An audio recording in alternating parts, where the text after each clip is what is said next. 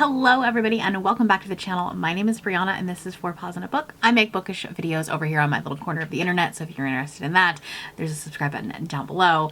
Today we are going to do the mid-year freakout tag, and we're going to do it very casually because I haven't prepped anything.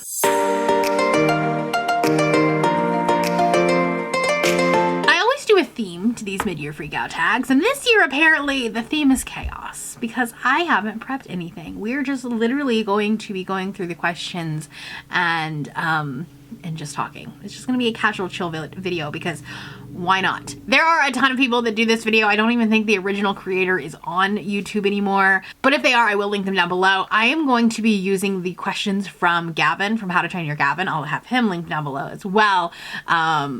I will be honest, it was just the first one that I clicked on that the questions were in the description.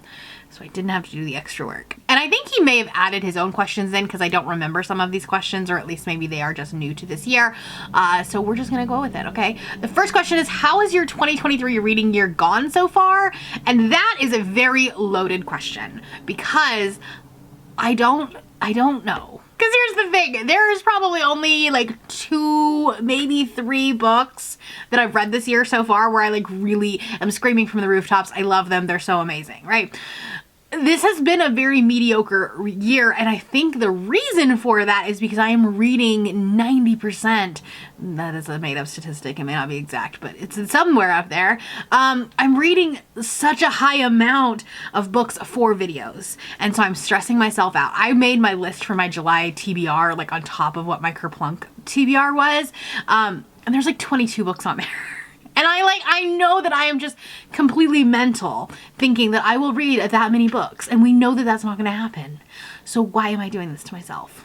I have done some really fun things with my reading this year. I've done more themed vlogs and things like that, which have been a lot of fun. I've gotten to participate in Spiffbo, both through Cassidy's version with Spiffbo 8, and then also in a more official capacity with Spiffbo 9, as I am on Cassidy's team and she's an official judge.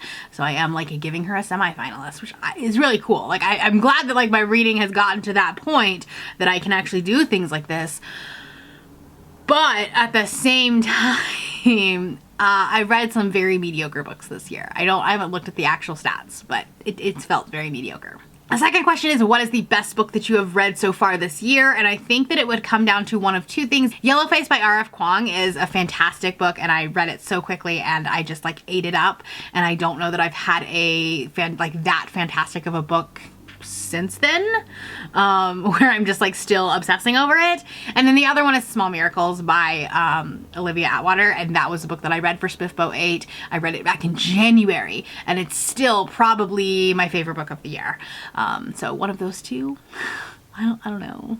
The next question is, what is the best sequel that you have read this year? And I have read a lot of series this year, and I've gotten to binge a lot of series this year, which has been a lot of fun. And I think that the best sequel that I've read so far this year probably has to be either Flamefall by Rosaria Munda.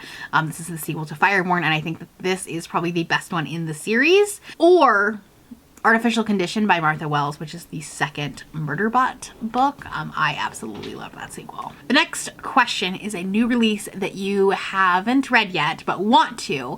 And there are a couple. I've actually been really good about reading my anticipated releases. I do quarterly videos where I talk about like first, I do them fiscally, but quarter 1, quarter 2. And so if we're talking about the first 6 months, there's very few that I haven't read yet. One specifically is A Shade of Madness by Tiago Abdallah. This is the sequel to Touch of Light, which I read this year and also really loved. I read this earlier this year. I am waiting a little bit for this one. I really loved immersion reading A Touch of Light, where I would listen to the audiobook and physically read along with it. And the audiobook for this one, I believe, is coming out in August. I want to say that that's correct. It is coming out sometime later this year. So that one I have not read yet. The other one that I haven't read yet that just came out is The Only One Left by Riley Sager. I, for some reason, always get the title of this one right, but it is The Only One Left. And I will be reading this one. This is the July book for the Not Your Mom's Boozy Book Club that I run with Cal over at Retrieving Books. So I will be reading this one. But for the most part, I have done so well with reading the books that are on my anticipated releases of videos. So I don't know. Apparently this is the year of frontlist books, which might explain the mediocrity. I don't know. The next question is most anticipated release for the second half of the year. I have so many of those. I have a lot, okay? Which bear with me, okay? Cruel Seduction by Katie Robert.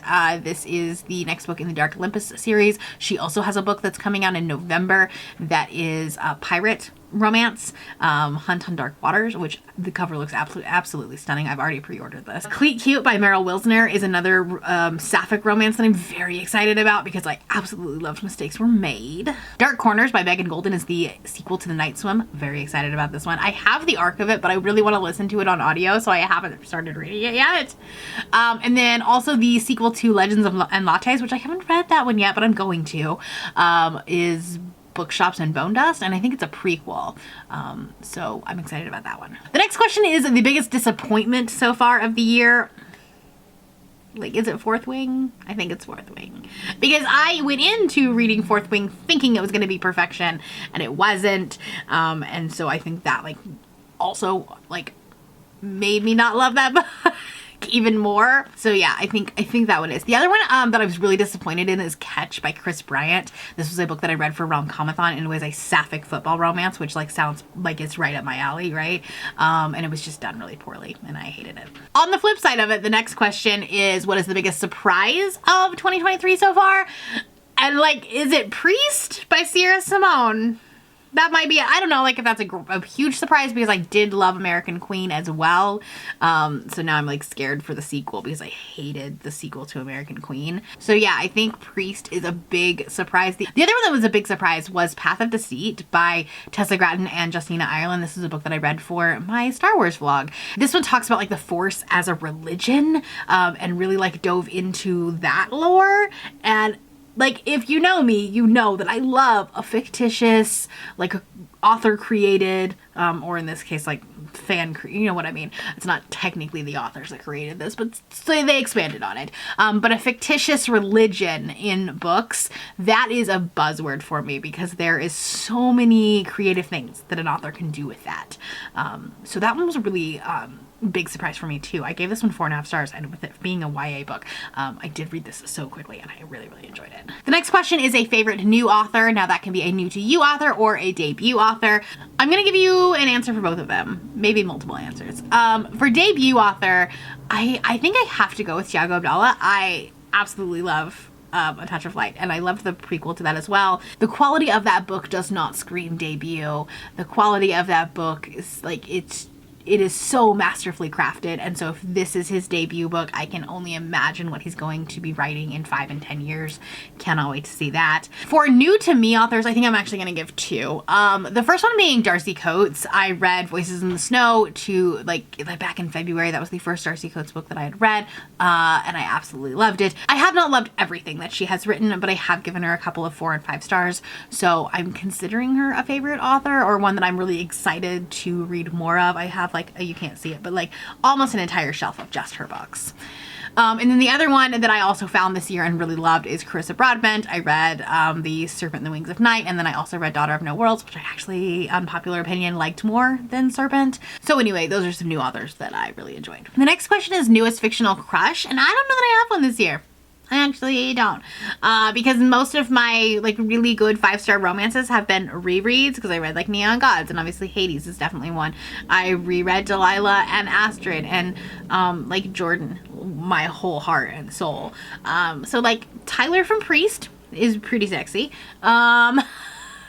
But I don't know. I don't really necessarily have a favorite crush this year. The next prompt is a book that made you cry this year. I'm a robot. I don't cry.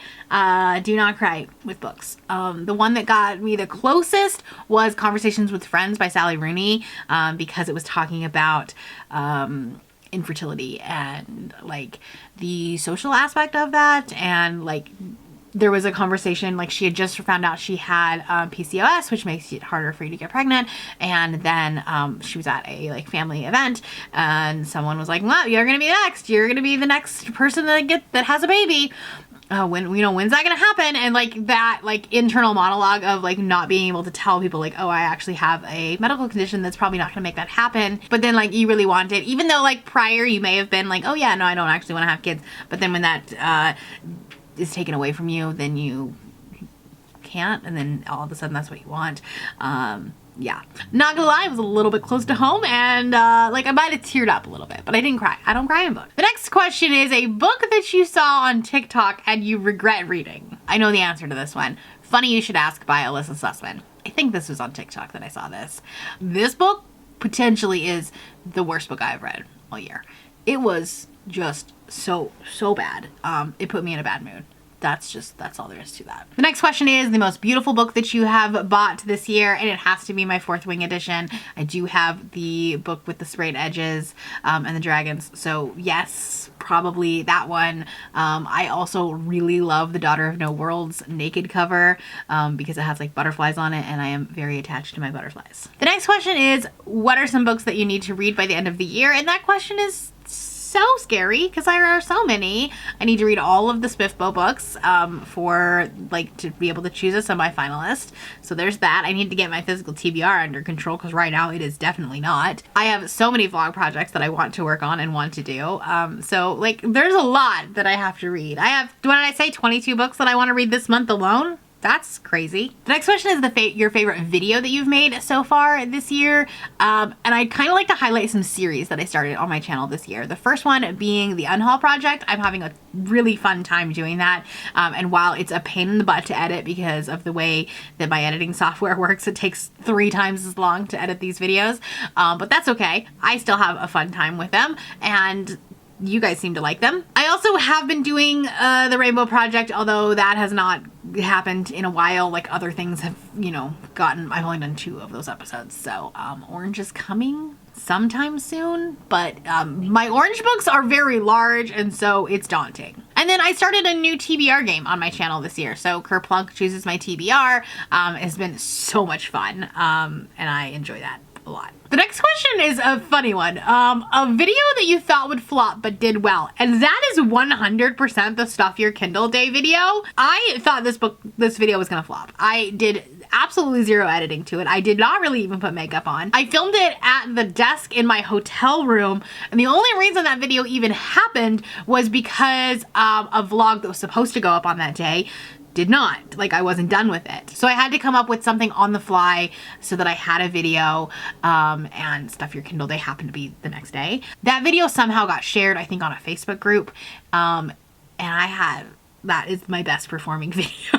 Like, it outdid my readathon announcement. So, I thought that was gonna flop, and honestly, if I knew it wasn't going to, I would have probably done it in higher quality. Then the next question is any upcoming videos that you're excited to make. Obviously, the Amazing Readathon is happening in August. If you haven't watched my announcement video, please go check that out. I'm very excited about this project. It's been something that I've been working on for close to 6 months, and I'm really excited about the videos that are gonna be coming out for that readathon, just like the way that readathon is gonna happen. So, very excited for that one.